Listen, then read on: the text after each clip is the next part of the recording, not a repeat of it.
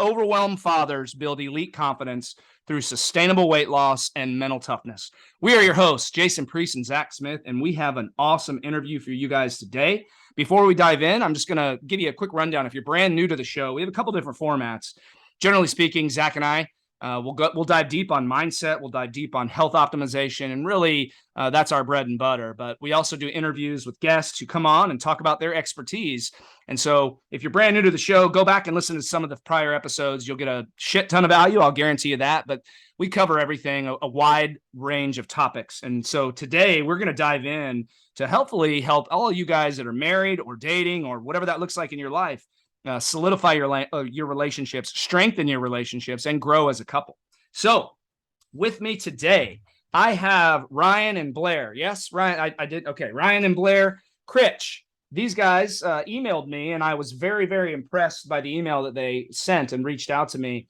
And they're on a mission to help build their marriage movement. Is that, yeah. So they've got a movement called the Marriage Movement. And this is the first guest who has sent me a gift prior to the show, or we'll call it a gift prior to the show. And so I had no option but to say yes to bringing them onto the show. When you already add that initial value right out of the gate, I know that they've got a lot of value that they can add to you today. So Ryan, Blair, welcome to the show. I am super pumped for this interview. Zach and I have been chatting about it for a while. So let's dive straight in. And I'm going to ask you, my only question that's scripted is really just tell us a little bit about how you got here to be with us today, because obviously you've got a lot going on in your own business, and we chatted about that before the show, but let's open with that and then we'll dive right in. You start? Okay. Yes. Thank you for having us. Yeah. Oh, 100%. Yep. And Glad to be here. Thanks so much for this podcast, because it's so important. So thanks for that first. But we're so excited to be on here. Our journey, began when we said yes to each other, right? And getting married. And that's always a fun journey, right? To all of you that are married, it is not always up. It's a roller coaster, right? 100%. Right. And so for us, we got married and everything was just super amazing in the beginning. Ryan was making killer money. I was teaching. I loved it. Then we got pregnant with our first child, and I decided to stay home because Ryan was doing so well. It afforded me the opportunity. And during those 5 years that I was home, we built up a really amazing rental house business, and we had 10 properties. And then boom, 2008 hit and we lost everything. And I mean, all 10 of the houses, Ryan's business. And during that time, I found out that Ryan was addicted to oxycodone. So when I say we lost everything, like everything. And go ahead. I was just going to say, so like, to me, the term that I use looking back on it, right, is like, so we had financial bankruptcy, and that was, bad enough as a husband being able to, your kind of pride comes from your work, right? That's our self-worth. That's our contribution. So it's your fulfillment. To fulfillment. Exactly. So to not be able to provide for my wife, and at that time, 4-year-old and 2-year-old kids, having her have to take things off the checkout aisle at the grocery store because she didn't have enough cash in her pocket. So we thought that was zero, but instead of sucking it up, admitting the mistakes and dealing with it the right way, which would have been, hey babe, I'm struggling with this. How are we going to move forward? I'm at a loss. I feel terrible. All of that. I did what I thought was the manly thing. And hey, I'm going to start taking Roxaset so I can stay up all night working, drinking. And we just slowly started to go like this and just kind of drift apart. And to me, I use the term emotional bankruptcy. So looking back, the finances and the material things are one thing. That's just business, right? Like that's business, man. But to do that to my wife and my kids, I call it emotional bankruptcy. When she needed me the most, I wasn't there. And I want to, sorry to interrupt here, man, but you guys have something called the marriage movement. And financial issues are one of the main reasons why marriages fail. Please give us some insight as to how did you, quote unquote, repair that? Because most people who lose 10 investment properties, lose their business, and have been addicted to drugs, we usually know how that ends up.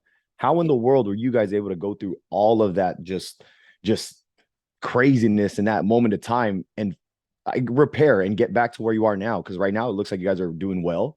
You guys have a movement going on. But before you got to this point, it sucked from what I hear back in 2008.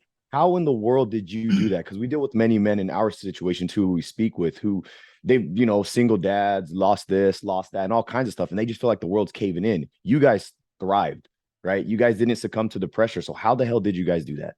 I'm not sure I would say thrive, because it sounds like you had a lot of repair to do before you got to the building. Well, I'm talking about now. I'm talking about right now. Like right now, it looks like you guys are doing great for yourselves, and coming from a place that's a complete 180 from where you guys came from. So how were you able to overcome that adversity as a couple, where most people would probably divorce, statistically speaking? Yes, I'm going to let Blair handle that one, because it was her that chose to stay amidst all of the advice that she was getting from the people around her was probably not. So I'll let her address that. I would just say from my perspective, and all credit to Blair on this, it was a sit down conversation with, you can make changes right now,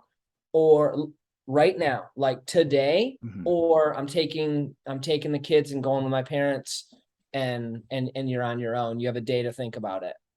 Well, before Blair dives in on that, I want to touch on something that you said that we've been really, really big on lately, or myself personally, because we live in a society now where it has become almost taboo for men to ask for help. All right, you mentioned man up, right? So I chose to do not man up. You chose to do the manly thing, or what you thought was the manly thing. The reason you thought that was the manly thing is because from the time that you were 2 or 3 years old, let's just call it 3, okay, you've been told that big boys don't cry. You've also been told to rub some dirt on it, it'll be okay. You've been told to be big, brave, strong, proud, but not to show any emotions. So you got to a point in your life where you're borderline rock bottom. You're pretty close to rock bottom. You're going through some challenges. You're going through some adversity. Life has kicked you in the face. And you chose a path that you thought was manly, which was clearly the most toxic path that you could choose. And I would attribute a lot of that to the conditioning that society has been doing to men for 25, 35, 40, 50 years plus, probably. I can't imagine it was any better when, before I was born. I would imagine it was even probably a little bit more rough around the edges. But we've been conditioned as men to almost be afraid to ask for help. All 3 of the dudes on this podcast right now have been lost driving and refused to stop and ask for help, because you were going to figure it out. You're going to do the manly thing and figure it out, right? You wasted 30 minutes, maybe 60, maybe more of your time, because you were too stubborn to ask the gas station guy for help, because you were going to figure it out, right? So we've been conditioned to go the road that you did. And clearly there's a very bad mental health trend going on in our country right now. And I'll be honest, a lot of it, I believe a lot of it is attributed to that, this conditioning that men have been put through from an early age. Yeah, I could not agree more. And honestly, also, women, as you're listening to this, is that, and if you're listening to this and you're married, share it with your wife too, because I look back, and we can all look, maybe not in the moment, but you can look back later and see your part, right? And see like what part you played in it. And I've learned a lot about boundaries and about, oh my gosh, what's the word? I just forgot. Tolerate. Not tolerate. Well, anyways, where like you help out somebody in their bad behaviors, right? Enabler. Thank you. Enabler. Yeah. So I learned that we obviously had no communication skills when we got married. We had no idea how to communicate with each other. Neither one of us saw that in our families that we grew up in, the open communication, how to communicate correctly. So we didn't have that. So when that moment came where things were hard, Ryan chose the path that you just talked about. But in reality, if we had talked things through, it would have been a very different path, right? And so in the moments that we were going through the hard time, I did make the decision to stay when a lot of people were telling me to leave, including family members, including people of our church. Like everyone just gave me a reason to leave, right? But the reality was I'm looking at these 2 little boys who need their dad. and I needed my husband. And I knew that at that, I'm sorry, I'm making you emotional. Okay. So in that, I've cried on this show multiple times. It's all It's all good. good. It's all good, man. I'm a It's all crier. good. It's okay. yeah, so is he. And so for me, I was also brought up in a home where it was like pull up your big girl panties, right? Oh, yeah. So like push through. So positivity bypass became, if you guys aren't familiar with that, listeners, it basically means where you're not dealing with anything and instead you're just putting on a smile all the time. Like, I'm just going to be positive. I'm just going to be happy. And nobody knew, a lot of people did not know what we were going through because I was just showing up that way. Yeah. But in reality, I did make a decision and I brought it to Ryan and I said, here's what is going to happen. Like, either you get the help you need and we stop with the drugs and the alcohol, or I have to take these kids away for their safety. And I gave him an ultimatum without calling it an ultimatum, right? Yeah.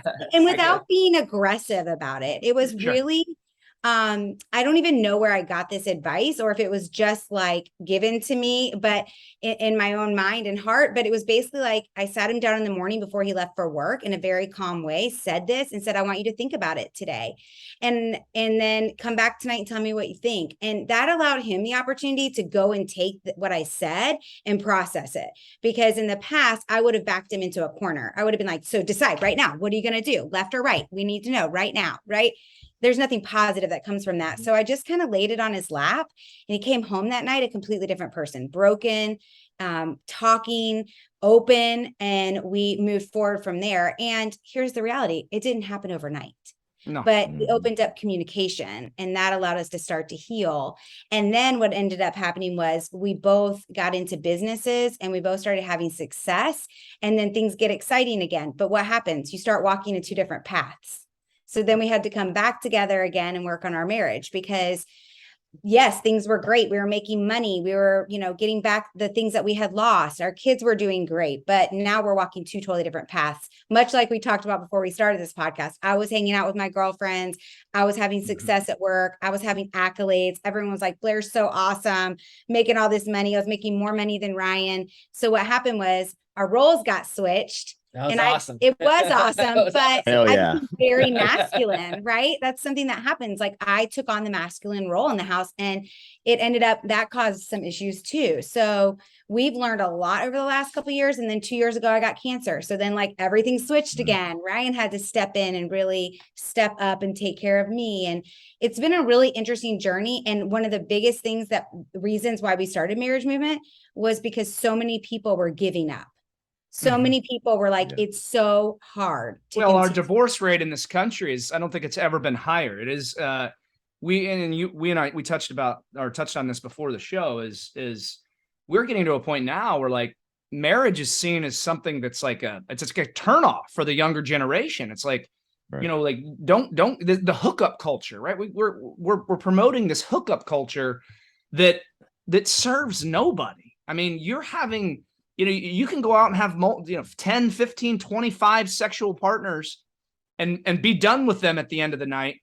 And there's no emotional pull there. It's like this, it's like almost like you're living in a fantasy world and you never have that connection that a husband and a wife have, right? It's a sad trend that we're seeing. And so I love your movement, by the way. And, we get told all the time, we love what you're doing for dads, right? And we hear it so often that it's like, okay, well, we know we're doing a damn good thing for dads because more, fathers, especially men in general, just they don't have men's groups, they don't have support measures in this day and age, and they're becoming less and less and less. And so for me, when I'm able to look at your situation and step back and say, damn, you know what, like marriage in this country is becoming it's a dying thing almost. Like it's people don't go out and get married. Like I got married at 25, my wife was 23, and we still thought that was like super young, right?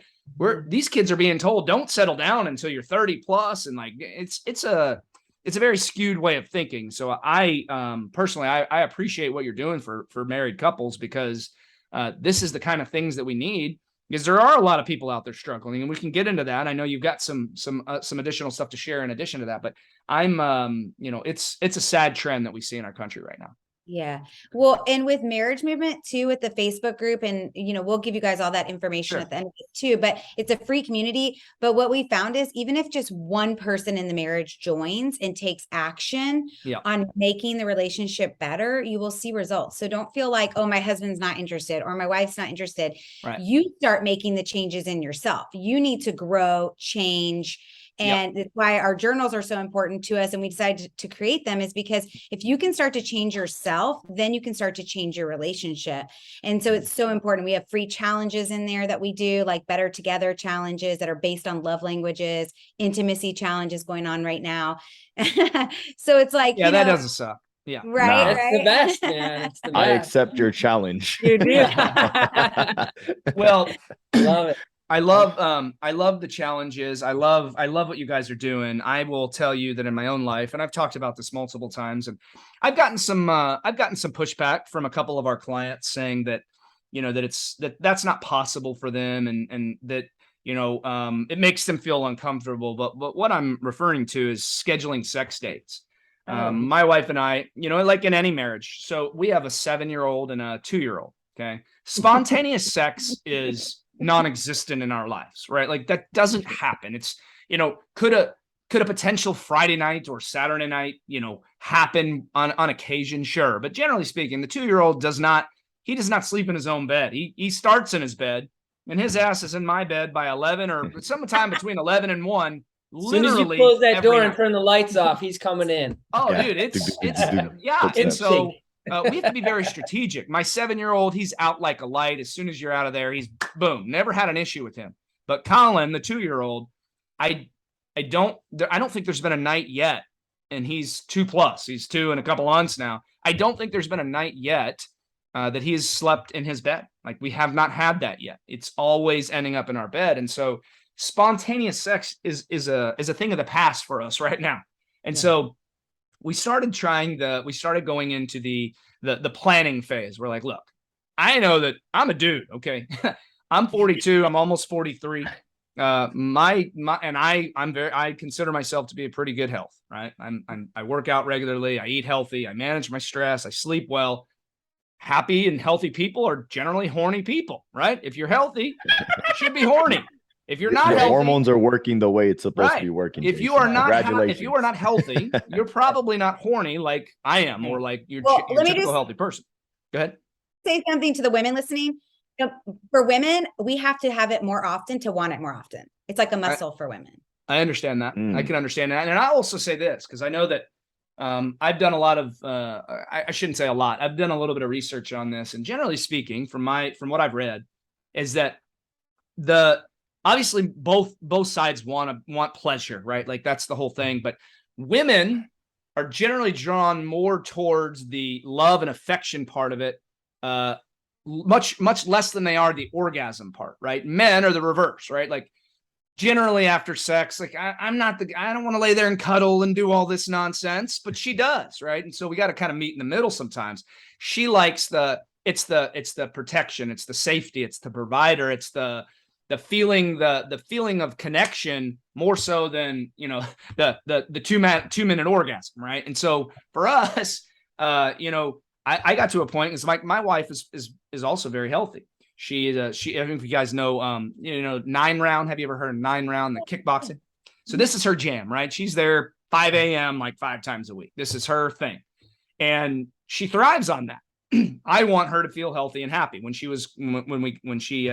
both pregnancies, like she's not able to work out, right? That goes away for a while. So she doesn't feel as comfortable in her own skin. She doesn't love what she sees in the mirror. She's not as energetic. Her mood is not as good. So now that we're back to that, and 2-year-old, we're done with kids, she's also healthy and horny, right? So it's very important for us to make this a priority in our lives. And I came to her and I was like, I presented her this idea. I was like, look, why don't, instead of maybe having sex once or twice a month because it's spontaneous, why don't we schedule sex dates twice a week to put the expectation in the atmosphere so that the buildup to that night, there's much less anxiety involved, right? There's like, she already knows, like she comes home from work. We got to shower. We want to be clean. We got to get the kids to bed. Like there's some structure and strategy that has to happen for the date to actually happen, right? And so for me, that has been I would say, an integral part of our marriage since implementing that. Now, do we miss an occasional date night? Sure. Some nights on a Thursday, she might be zonked. She's like, look, I'm tired. Can we schedule a makeup date, right? Or I'm like, I'm just not feeling it tonight. Like those times happen. But the reality is now, instead of once or twice a month, we're averaging 7 to 8 times a month, which means both of us are fulfilled on the pleasure side, but then we both get the connection. We both feel closer to each other, and it has helped our marriage grow tremendously. Yes. Well, see, Jason's only doing it twice a week. Well, your challenge probably has me doing it 5 times a week, but hey. Yeah, what do you recommend? I recommend shoot for every other day. Because then sometimes you're tired. Then there's a couple days in between. We got a Monday and a Thursday night date. Okay. Yeah. But I was thinking about scheduling because we have it doesn't get any better. We have teenagers, they're 16 and 18. You actually have to schedule more because they are always up and around, right? Well, and then they're staying up late, right? Like my 7-year-old, he's to sleep before 9 every night. 2-year-old might be 9:30. So like we have a window, like a 2-hour window before 2-year-olds back in our bed again. And so it's very strategic, but I know that we're going to have to adjust as they age for sure. So I would say that that's probably the most underestimated piece of a successful marriage is the intimacy part. So backtracking a lot of I'll never forget Blair and her PJ standing at the door one day during that time saying, "Hey, honey, do you want to come to bed?"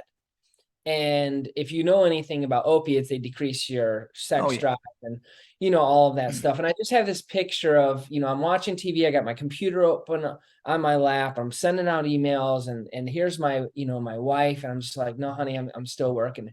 And that image just burned.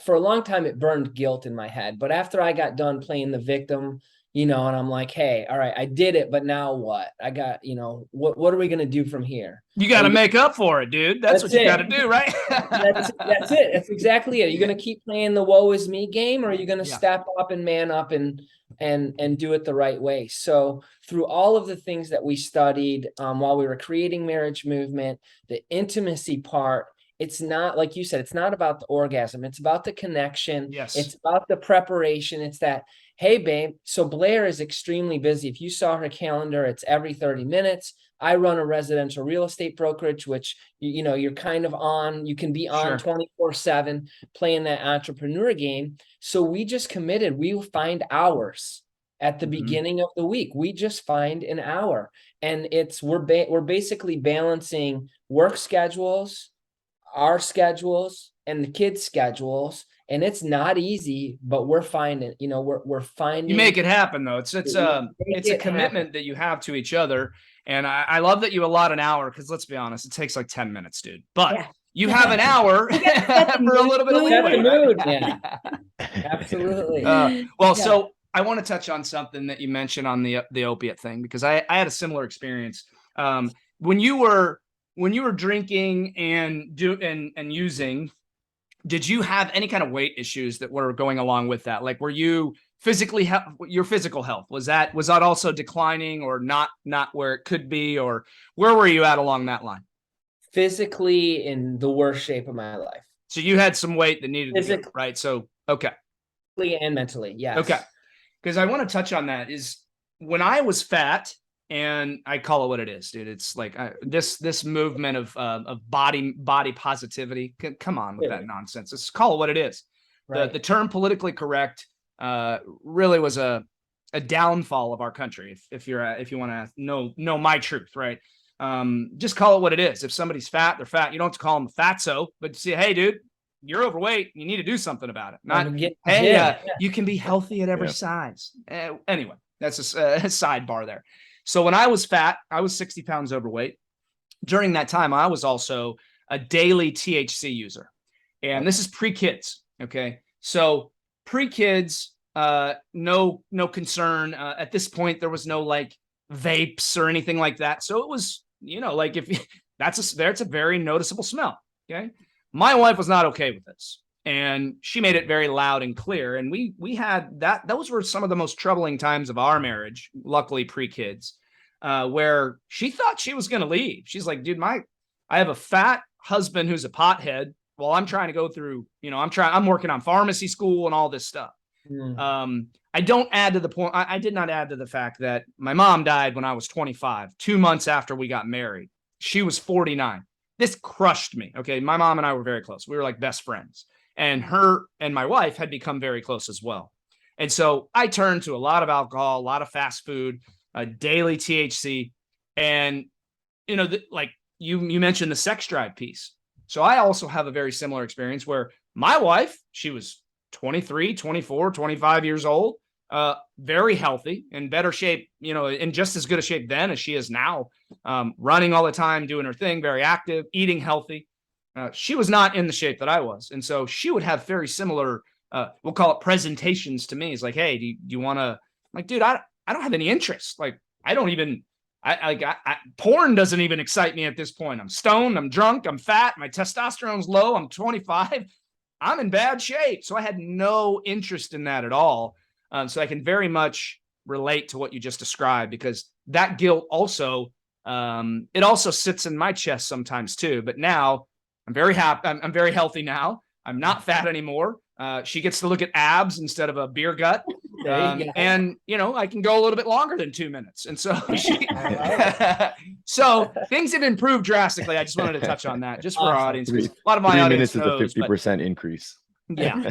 So, that's right. I love it. But it's crazy just by cutting out those behaviors, right? Getting a little bit physically fit. Because generally speaking, our audience loves to, when it comes to intimacy, it's all right. Well, I'm overweight. I have low energy. I can't get an erection consistently. I can't maintain an erection. My sex drive is in the dumps, right? Low libido all the time. I'm like, dude, their first thought is, I need Cialis, I need Viagra. I'm like, no, dude, you need to address the root cause, right? Remove the substances from your life, get better sleep, and work on your health so that your testosterone will come up naturally and your sex drive will come back naturally. And it's a lot of guys, they miss this point. And so continue your story or wherever you left off. But I had to interject and add that because, dude, I resonate with your message very much so on that. No, let me intervene actually, because I want to, before we get too far and deep into this conversation, because Blair brought up something and she said something that makes a lot of sense, because this is what we tell our guys as well. So Blair, earlier in the conversation, when you were talking about, even if one person joins the marriage movement and starts to implement, their marriage starts to dramatically improve, even with just one, right? Which is awesome. That's what we like our guys to do too. Oh, but my wife this, my wife that. Well, your wife nothing. It doesn't matter. And I'm only saying this because we help men. Otherwise, it'd be women too. You gotta lead the way, like by example, right? You can't just say what you need to do. You have to do what needs to be done to get where you want to go and lead the way, pave the way. I don't care if it's the guy, I don't care if it's the girl, but I love that you brought that up, because that's what we like to say as well.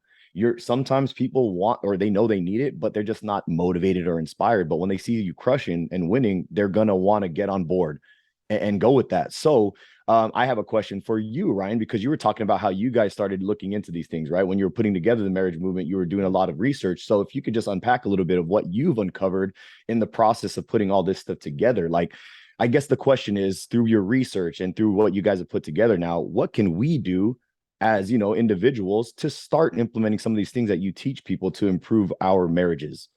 Okay, so two things. That's an excellent question, Zach. So number one, the quote, as I'm hearing this conversation, I think it was Gandhi, said, "Be the change you want to see in the world." Yeah. Okay, so everything that I had learned before we started marriage movement was, what can I do to fix Blair? What can I do? She's not acting right. She doesn't match the picture in my head of what I think she should be. Sure. What do you mean you don't want to hug right now? What do you mean you don't? So learning how Blair felt and saw love. How does Blair receive love? It is not the same. So the first thing that we did, we went and redid the love language quiz. And what I learned is that our love languages, it changes over time. Sure, it's not the same. I'm 46, Blair. I'm 46. She's much younger. She's 32. Yeah. So it's different now than it was in the past. So the research we did was how does the psychology, the communication, and the love languages, like what is a simple way to bring all this together? So we're like, all right, if we're, and I just do this. So if you're in an inner tube in a lake, right, and your family's on the beach and you're not paying attention, you doze off, all of a sudden you start to drift apart, right? If you're in the inner tube, you kind of float and you're like, holy cow, I drifted away. So that was a common theme in all the marriages. Nobody gets married with the intention of getting a divorce, right? It just happens. So if you get busy with careers and you don't stay connected with communication and intimacy, if you don't do that first and then you have kids, now you have careers and kids, right? So it's only going to get more and more challenging. So all of the research that we did was you have to communicate and you have to learn how the other person receives love.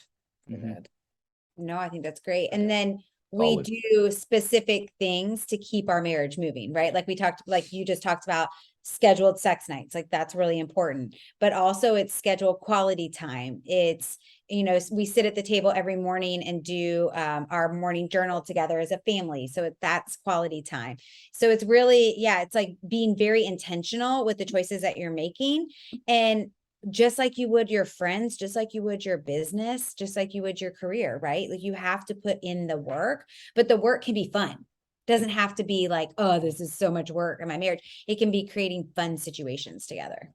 I love it. I love it. I want to touch on, you just mentioned something about time together, quality time. Okay.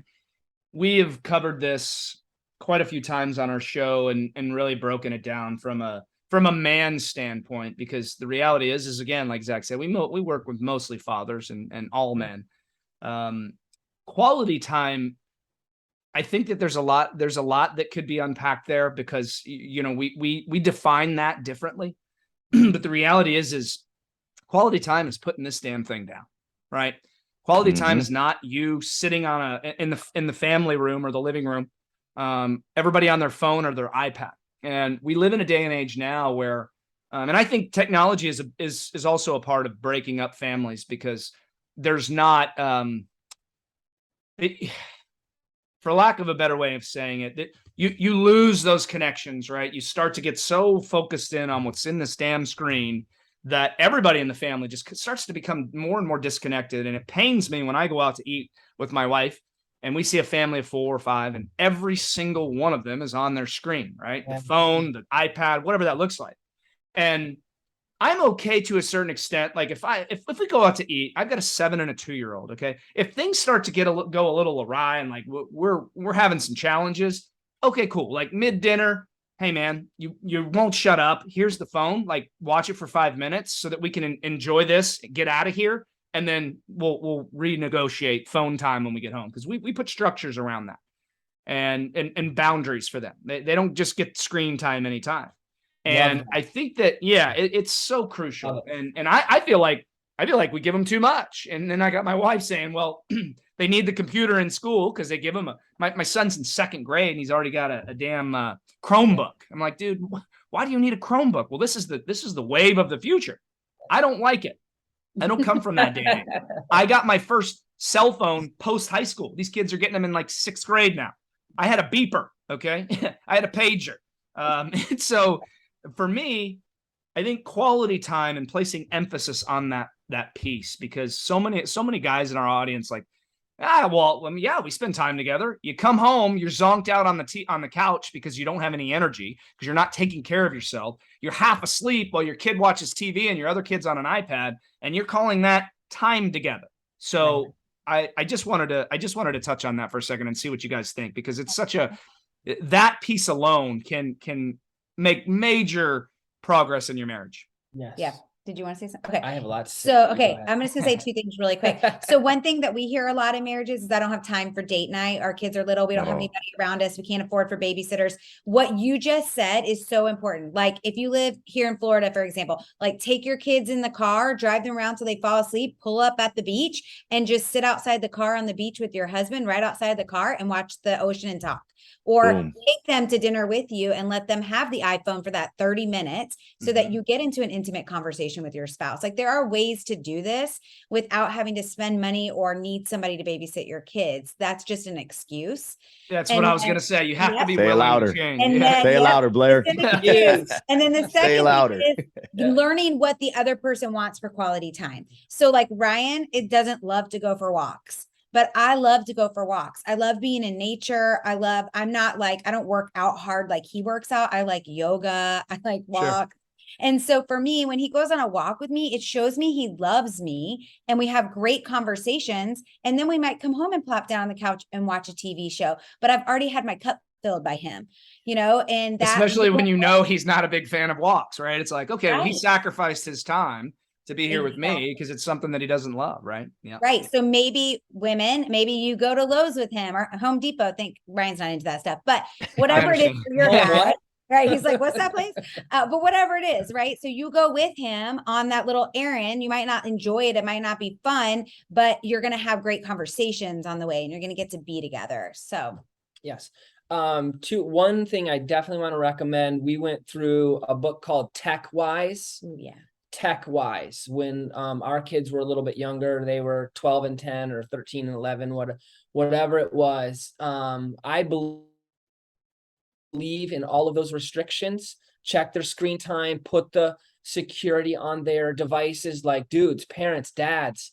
It's not like when we were is it Jason? What? Yeah, Jason. Sorry. Remember, if we wanted to see something we weren't supposed to see, we had to go to the liquor store and sneak in the aisle or sneak in a movie or something. These guys, they have it at their fingertips. Well, it's in schools now. Let's just call it what it is. I mean, there's porn in schools and porn in elementary schools. All right. Yeah. So it's all over those screens. So I highly recommend the book Tech Wise. We just took a couple of their ideas, like cars are for conversation. So when both my boys are athletes, man. When they got in the car, they weren't getting on their devices. And when we were driving friends, I made them all put their devices away. And guess what happened? You conversate. They started talking to each other. They complained for about 30 seconds. And then they all started talking to each other. And it was a concept. It was the greatest thing. Would have known. But so I just encourage dads, like, it's simple, but not easy. Not easy. Right? Anything worth doing in life can be simple and it's never easy. Yeah. And so I would say this is worth it, right? Setting your children up for long-term success. Right. Not to be addicted to the screen. Yes. The dads have to decide, is it worth it?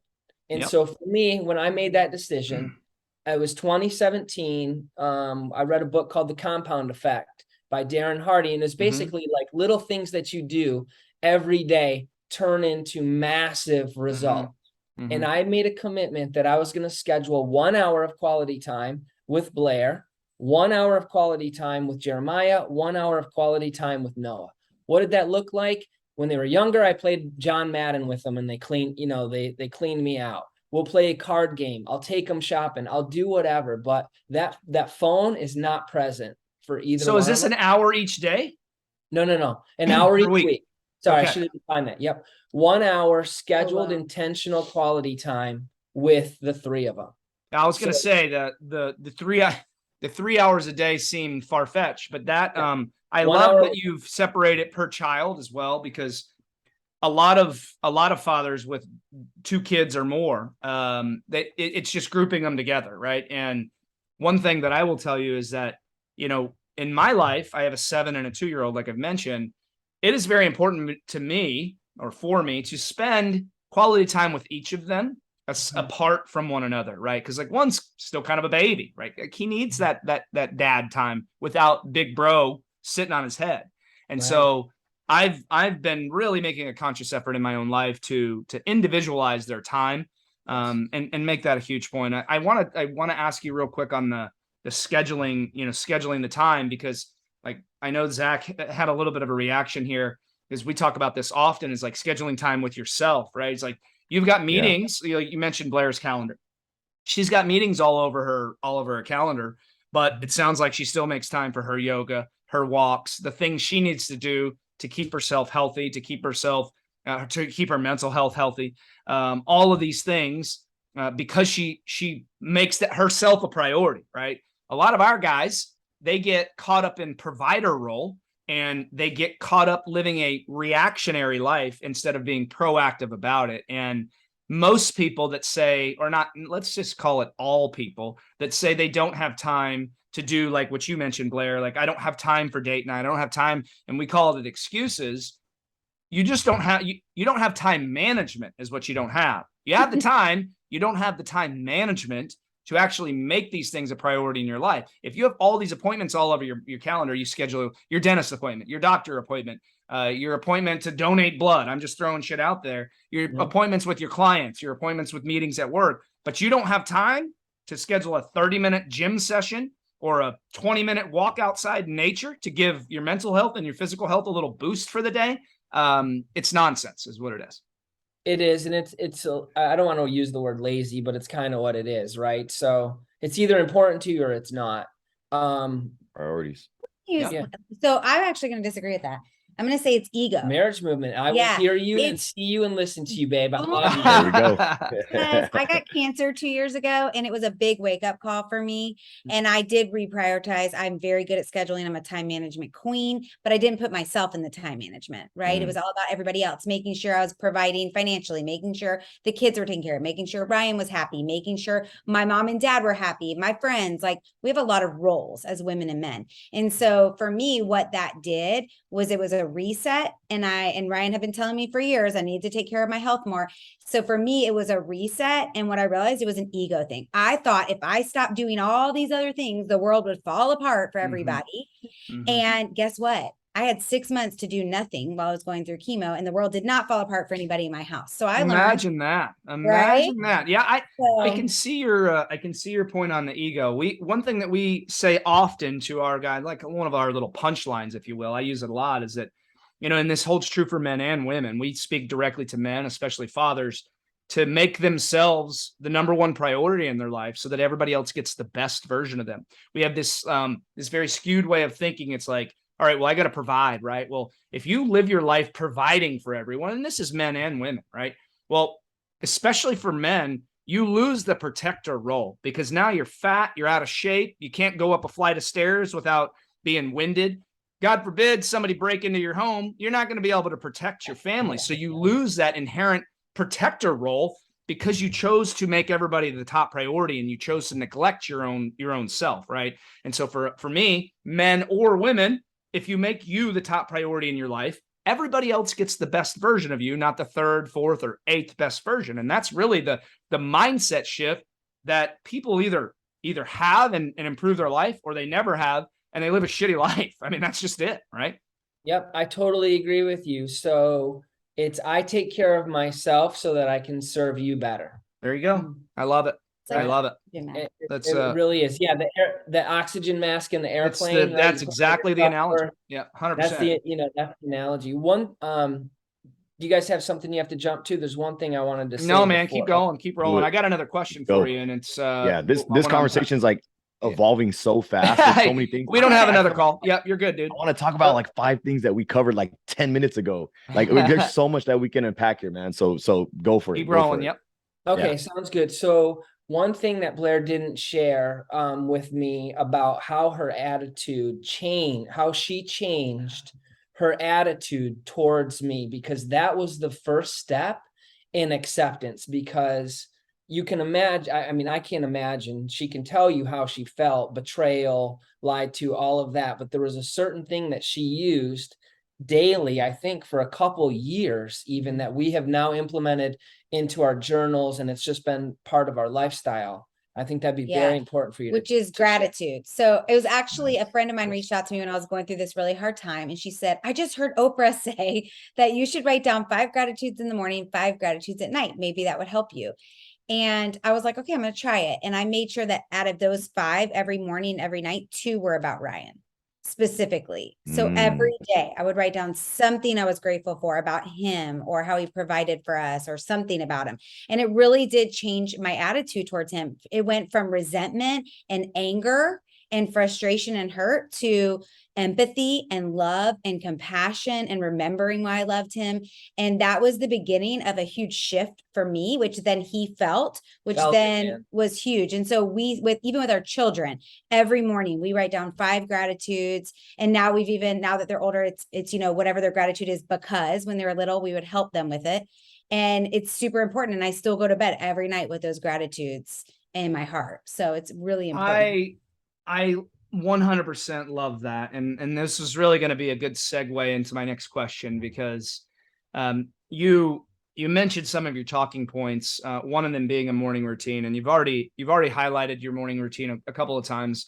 I haven't asked for the detailed list yet, so I'd like you to kind of walk me through that here in a second. But what I want to touch on with the gratitude piece is this is something that's massive inside the fatherhood. Like, this is something that we teach at a high level, because most people don't realize the power of a gratitude journal. And it's not what you write down on a day-to-day basis. It's what you're doing to your subconscious mind, because you just walked through how you changed your attitude toward Ryan, right?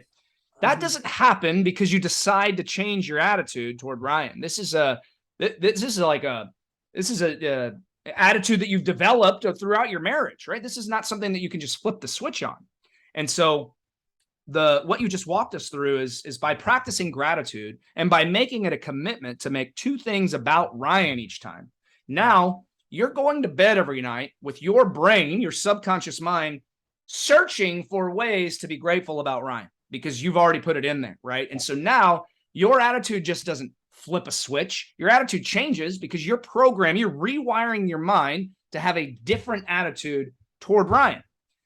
That can happen with literally anything in your life, right? That can happen with anything that you want to put on your gratitude journal. For me, I have the 2 things that I put on my gratitude journal. The very first 2 things every day is, number 1, that I woke up for the day, another day of life. However I write it out, sometimes it changes, but it's the fact that I'm alive for that day. Number 2 is always God. I know that those 2 things need to stay top of mind for me, because everything else will take care of itself, right? And so the rest of mine change. But we have a specific gratitude journal post inside of our private Facebook group, and we take it a step further, and we actually have a habit built into our app, so that when they go into their fitness app to complete their workouts for the day, they click on their little thing. It's like a checklist. We have our fatherhood daily tasks. One of them is like sleep, get your ass to bed on time, sleep, stick to your nutrition plan, lean into the fatherhood, because make sure you're leaning into the brotherhood that we've formed. Document your daily wins. We do that at the end of the night to make sure that your subconscious mind is starting to look for more wins, right? But then the gratitude journal, and both of those posts are linked inside the app. So it's like right there in their face, that when they go in to check what their workout is for the day or whatever their tasks are for the day, they click on that. It goes straight to the gratitude journal post. And man, this thing, like, there's thousands of comments on here. Like, when I go in there, that's the very first thing that I do to start my day. And I'll read through some of them. And I love it, because it will start to open up my mind to other things that I'm not that I'm grateful for, right? So one of the things more recently is overcoming challenges or overcoming adversity. I don't ever look at challenges as something that I'm grateful for, but the wins don't happen without overcoming the challenges and the adversity, right? And so I love that the gratitude journal is a huge part, and I was going to comment on that because the journal that you sent. But walk us through your morning routine and what that looks like from a family standpoint, because I want to preface it by saying this, is that most guys that are listening to this show, they're busy dads, aren't we all, right? But they're busy dads. They're flying by the seat of their pants. Their stress levels are high. Their sleep sucks. Their energy levels are low.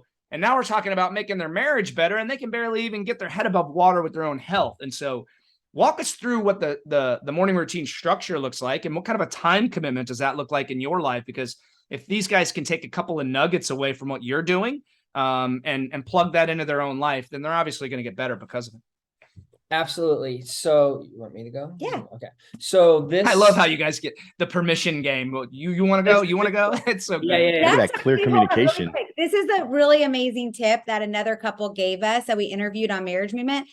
when they're dealing with their kids and they have to discipline or there's something going on, they look at each other and they go, are you in charge or am I in charge? And then they pick right then and there. And then the other person stays quiet.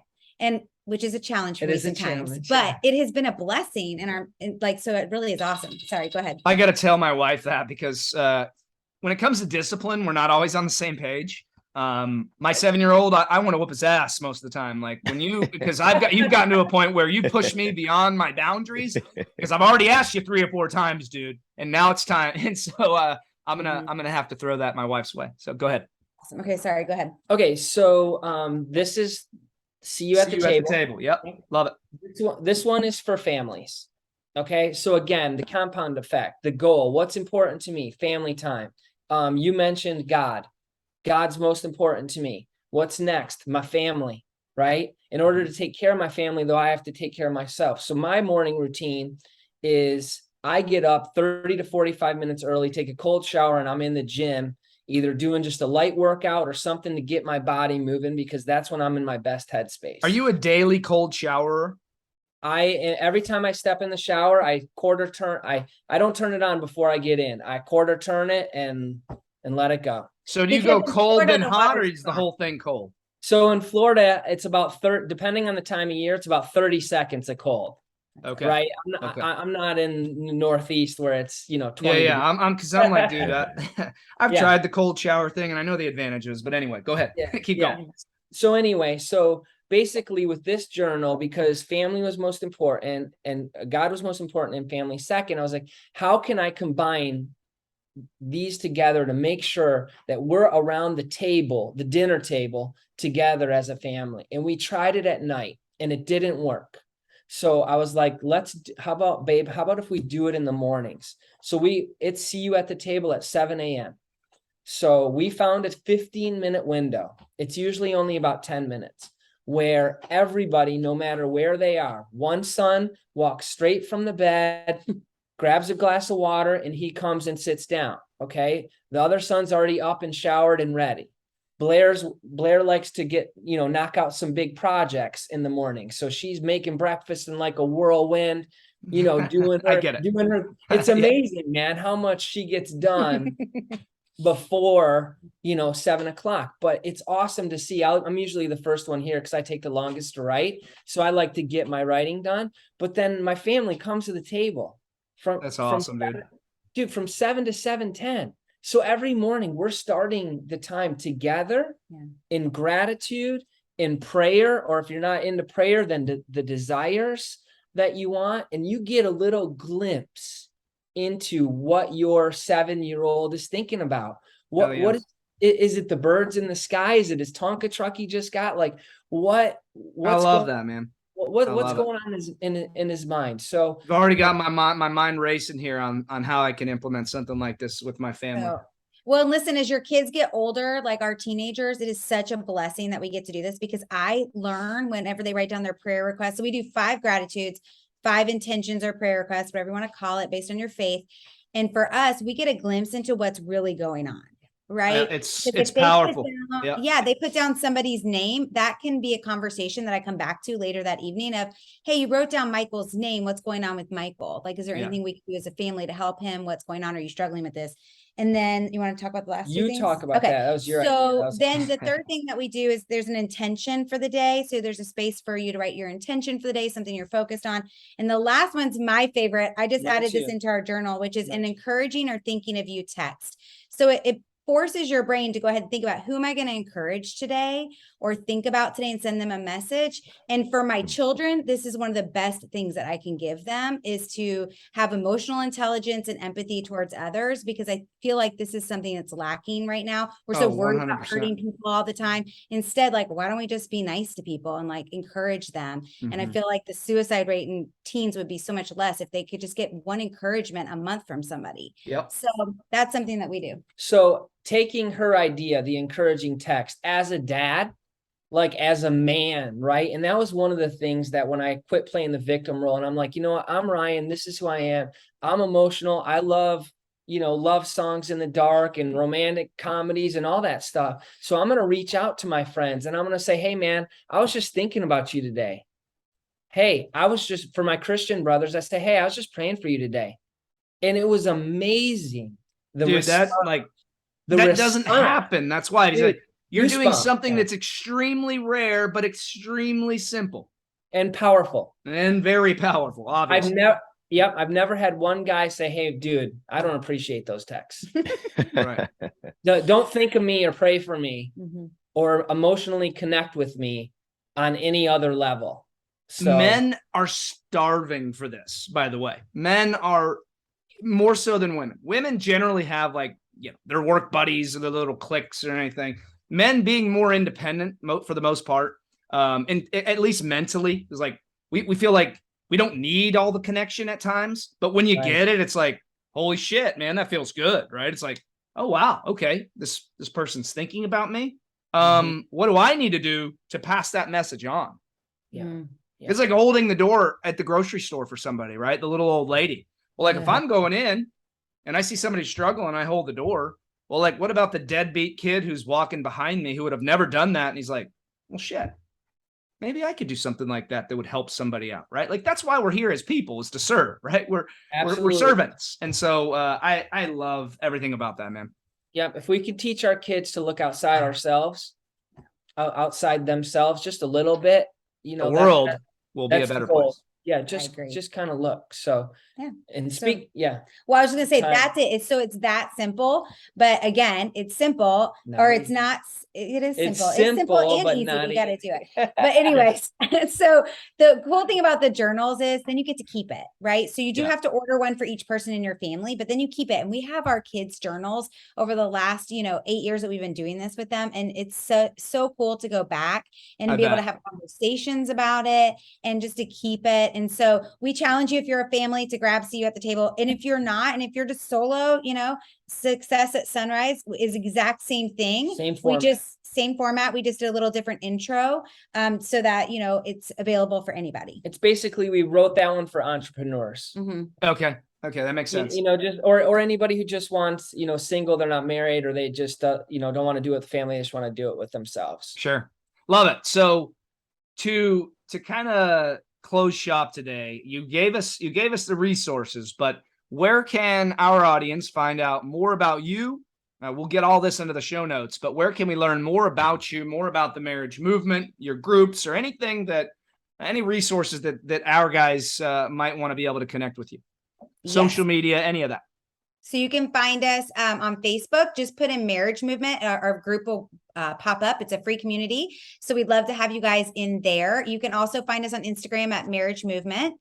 You can also find the journals on Amazon. You can go to seeyouatthetablejournal.com. It'll take you straight to the Amazon link, or successatsunrisejournal.com. It'll take you straight to the Amazon link. And we would love to see you guys. You can also find me personally on Instagram at Blair Critch, the numeral 2.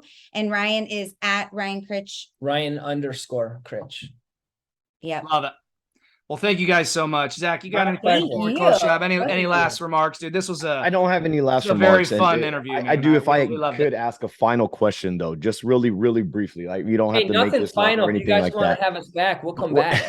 We can do another one. I think this is important, though. So even though we are trying to wrap up the show, you know what? I want to ask one final question because I think this is extremely important. Throw it out there, dude. Communication, right? Finances is a major reason why relationships fail, but communication is second. You talked about the love languages. If you guys know off the top of your head, because I know there's a love language book, but what are those love languages? And I want to just bring to light that most people, when they are practicing the love language, you have to have that open line of communication with your spouse and know what theirs is, right? Because there's some people out there who's like, well, my love language is like quality time by means of fishing or golfing. But what if you take your spouse and she hates that shit? Like, then you're only practicing your love language, not theirs. So if you could shed a little bit of light as to what are some of the love languages, so that people can start to really get the gears turning, so they can immediately implement and show their spouse that they truly care about them, versus thinking, backwards. Like I was saying, like I might do something that I like, but my wife necessarily doesn't. And I think that I'm doing what she wants, but it's wrong. So if we could just get the gears turning for some of these guys, give them a final thought, like what are those love languages, so we could, they can start doing these things as well for their spouse. Yeah. I'll name them, but I will tell you the quiz it's a free thing. I think you just go to lovelanguage.com. But I would definitely take the quiz, because then you guys can share your answers with each other and talk about what that looks like. So their quality time, acts of service, gifts, physical touch, and what's the one I'm missing? Quality time. Acts of Acts of service. physical touch, Oh, words of Gifts. affirmation. gifts, and Oh, words Words of affirmation. Okay. That's the last one. Love it. Yeah. No, And that's do it great. with your kids too. There's a love language. So when you go to lovelanguage.com, I think it is, there'll be a quiz for adults, but then there's also a quiz for you to do with your children or your teenagers. Yeah. And very cool. I think that marriages should do it every 2 or 3 years because you change. Like, I mean, so much. Very important. That's why I wanted to ask that. So I appreciate you breaking that down, because this is an immediate thing that most people can do to get on the same wavelength and understanding, so that they could just immediately improve their marriage, because every day is literally another day to have your spouse fall in love with you all over again, right? And not start drifting apart like those tubes that you were talking about earlier, right, Ryan? Let's play an active role in our marriages, and the way we do it is getting on the same wavelength so we can understand and serve each other to the best of our abilities. So thank you for answering that. Thanks for being on our show today. I'm good. I'm good. Jason, one last thing, Zach, one last thing just on that is that I like to know what I do. I'm not a mind reader. So once that's why I asked the question. Yeah, listen, dads, guys, listen. If you fill out the quiz, then you know exactly what she's looking for. Yeah. If I want to get on Blair's good side and I know she's gone, dude, the Amazon packages are open and put away. The sink is clean. The island's clean. When she walks in, there's not stuff anywhere. It's pretty simple, right? That's it. Yeah. That's it. That's a life hack, guys, for your marriage. So do it. I love it. And so we'll wrap with guys. this. If you're ready to stop making excuses on why your marriage isn't growing, why you're growing apart instead of getting closer, go to lovelanguages.com. And the bottom line is, you probably don't even have to give them your email. You probably don't even have to opt in for this, guys. Take action on this. Thank you both so much for coming on. You mentioned another show. I can definitely see that we could come up with plenty to talk about on another show. So thanks for taking time out of your day to add value to our audience, and we'll have to do it again. See you guys. Thank you.